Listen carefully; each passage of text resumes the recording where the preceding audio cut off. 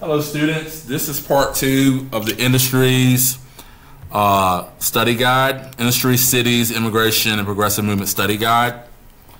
Question 29 reads, let me go ahead and orient the smartboard. So bear with me as I do this.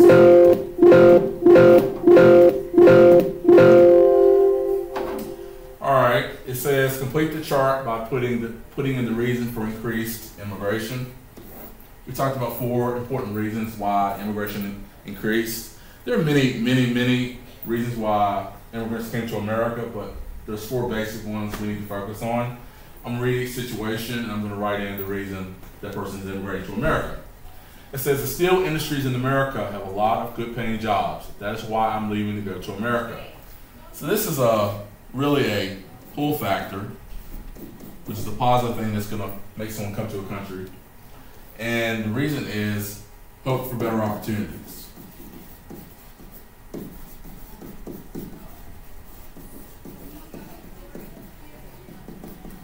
So hope for better opportunities for this immigrant. He thinks he's going to find this great paying job in one of Carnegie's steel industries, and that he's going to make enough money, or she's going to make enough money to pay for any bills they have, to feed their family, clothing, shelter, and just to live, have something where they can make a living. And it says in America, religious freedom is a possibility, and right here is religious freedom. It's common sense. The freedom to worship the God of your choice or in the way you want without having any obstruction by the government. This next one says, I want to explore, hunt, and go hiking along this place called the Appalachian Trail. Yes, that's why my friend and I are going to America. So this is adventure.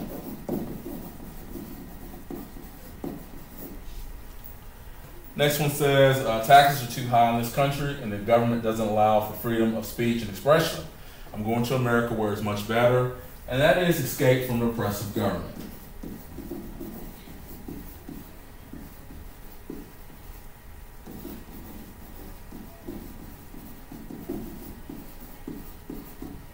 Escape from oppressive government. Oppressive means cruel, harsh, unrelenting. So those are the 4 reasons for increased immigration after the Civil War. Hope for better opportunities, religious freedom, adventure, and escape from an oppressive government. Questions 30 through 35. And I'm going to go through them. It says 8 hours for rest, 8 hours for work, 8 hours for what we will.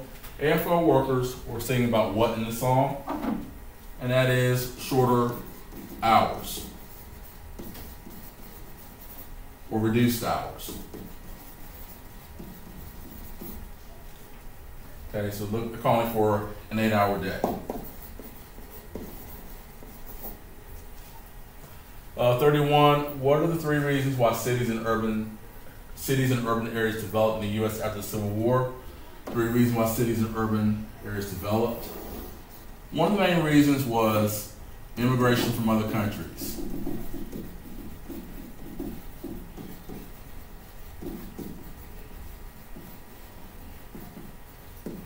And we also learned that in the graph I showed you that New York City was affected the most by immigration.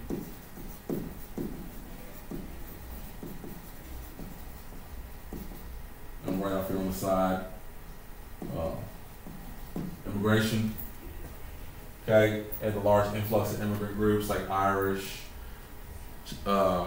Chinese, Puerto Ricans, and you had Italians, Polish, people from Scandinavia, people from Great Britain. Second reason is people moved from rural to urban areas.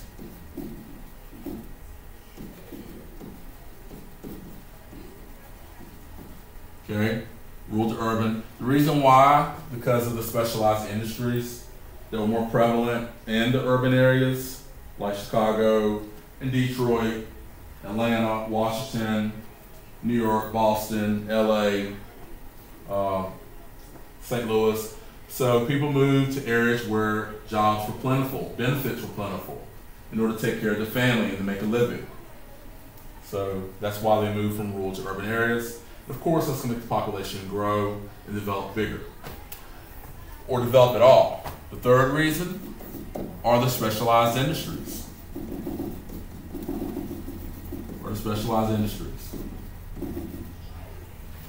And specialized industries, and I'm going to draw an arrow through here to kind of make some space here. And a good rundown review is Chicago, meat packing. Then you have Detroit, the automobile, put auto. And then you have, so we have Chicago, Detroit. Then you have Pittsburgh, steel.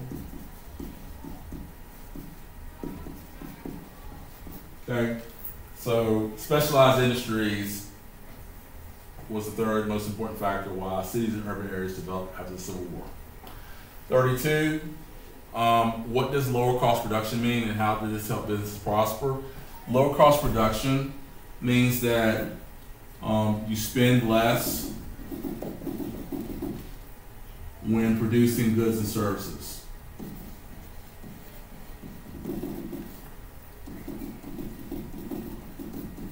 Or products. And they help businesses prosper by them saving money, which help them expand their business.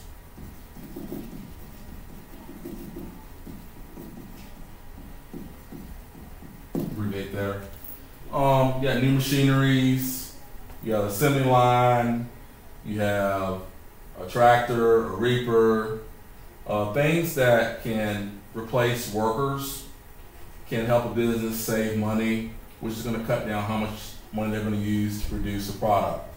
There's positives and negatives to that. The positive is the businesses can save money and expand, and they can produce more and have more greater output. The negative effect is workers are laid off. Workers don't have a job because they're replaced by machinery. And having machinery is an aspect of lower cost production. 33, list 3 problems cities pose for immigrants and poor people. Well, we have the rise of tenements, which are rundown apartments.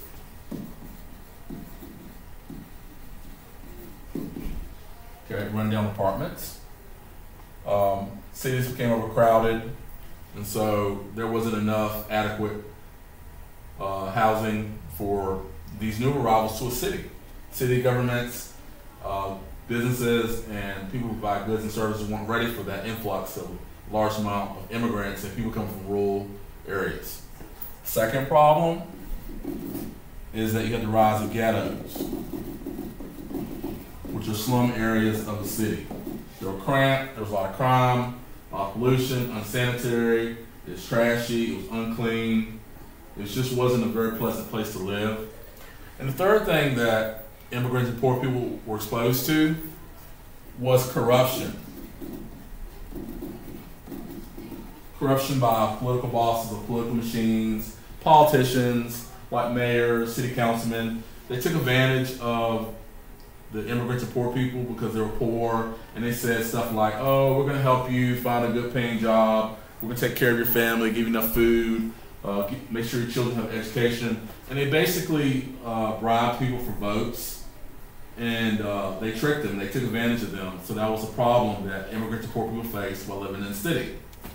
When you're down and out, you're going to want to follow anybody to get you out of the negative situation you're in.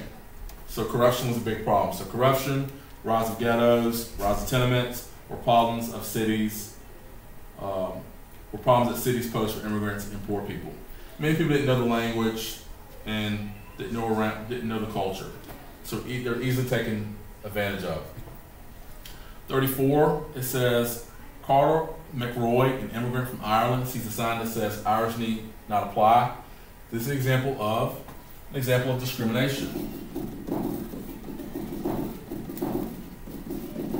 Discrimination means you treat people unfairly.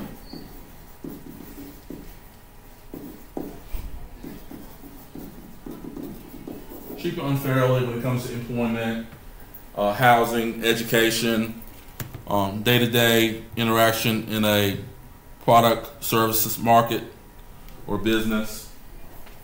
Other people that are mistreated were Mexicans, Puerto Ricans, African Americans, Italians, Polish, Jewish people because of their religious background. So that was a big problem in the early part of the 20th century and the late part of the 19th century. 35, which has to do with also minorities and the problems they face. It says, what group of Americans were recognized as citizens in 1924? And they were Native Americans. And that's ironic. They became citizens by recognition by the government in 1924. So there's a wrap of your study guide. This is part 2.